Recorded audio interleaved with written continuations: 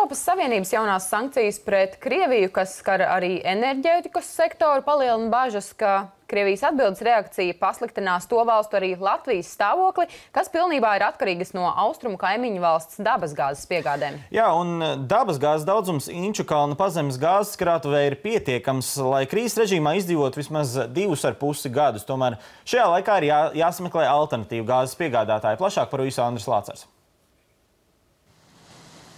Dabasgāzes piegādes monopoliste Latvijas gāze privatizācija pirms vairāk nekā 16 gadiem piešķīra pircējiem Krievijas Gazprom un Vācu E.ON Rūrgaz netraucētu darbību tirgū līdz 2017. gadam.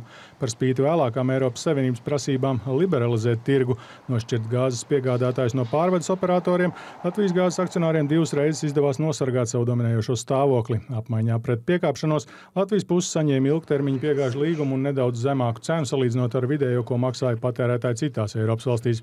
Tomēr kopumā Latvijas gāzes privatizācijas darījumu un vēlāko koncernu akcionāru darbību par neizdevīgu un kaitīgu atzina Eiropas konkurences uzraugi. Pirms 2 gadiem tie uzsāka vērienīgu izmeklēšanu par Gazprom darbībām Eiropā. Tika atzīts, ka Krievijas energogigants ir visādi traucējis tirgus liberalizāciju. Pat pēc izmeklēšanas sākuma tas vērsās piemēram pret mūsu kaimiņiem lietuviešiem, nosakot vēsturiski augstākās piegāžu cenas. Viņi šādu attieksmi izpelnījās, paziņot, ka gatavos infrastruktūru sašķidrinātās dabasgāzes piegādēm. Tomēr, kad kļuva skaidrs, ka Klaipēdas ostā darbu sāks sašķidrinātās gāzes terminālis, Gazprom uzreiz samazināja piegāžu cenas. Vēl vairāk tas pat pārdeva savas daļas Lietuvas dabasgāzes piegādes un pārvades operatoru kompānijās. Līdzīgi tas rīkojās arī Igaunijā. Arī Latvijā šobrīd valdībai ir iespēja nopirkt vācu akcionāru daļu Latvijas gāzē un iespējams arī Gazprom vai otra lielākā akcionāra ITERA daļas. Tiek lausti ekspertu un politiķu šķēpi par šī darījuma nepieciešamību un izdevīgumu.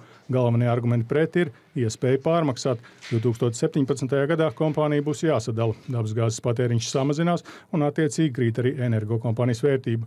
Pēc 2 gadiem lielas sašķidrinātās gāzes piegādes Eiropai, tajā skaitā Baltijas valstīm, sola nodrošināt ASV. Runājot par laiku līdz tam, tieši Latvijai, kur atrodas Inčukalna pazemes gāzes krātuve, teorētiski nav pamata uztraukties. Krājumi tajā pietiekot nākamajiem 2,5 gadiem. Vienlaikus Krievijai, kurai ir ierobežots iespējas aizņemties, nav interese zaudēt ieņēmumus par dabasgāzi. Uz šo nozari Eiropas Savienība arī nav attiecinājusi jauno sankciju paketi. Andris Lācars, Latvijas televīzija.